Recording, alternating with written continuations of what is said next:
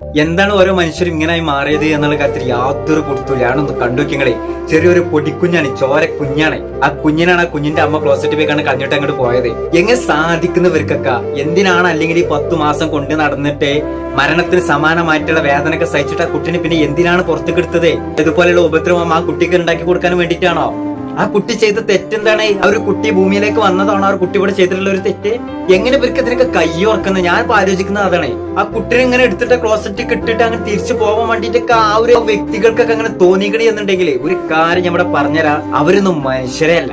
കുട്ടികളെ നോക്കാൻ വേണ്ടിട്ട് പറ്റാത്ത ആൾക്കാരാണെന്നുണ്ടെങ്കിൽ കുട്ടികളെ ഉണ്ടാക്കാൻ വേണ്ടിട്ട് നിൽക്കരുത് കേട്ടോ.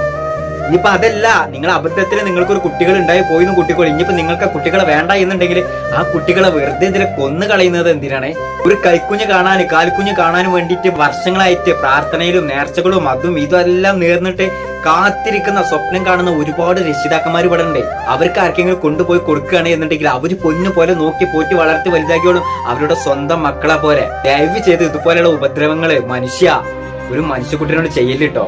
കാരണം ജീവനാണ്. സംസാരിക്കാൻ ശേഷിയില്ലാത്ത മിണ്ടാപ്രാണിനേക്കാളും മതപതിച്ചു പോയിട്ടുള്ളവരാണ് ഈ ദുനിയാവിൽ ഏറ്റവും കൂടുതൽ മനുഷ്യരി എന്നുള്ളതിന്റെ ഉദാഹരണങ്ങളാണ് ഇതൊക്കെ.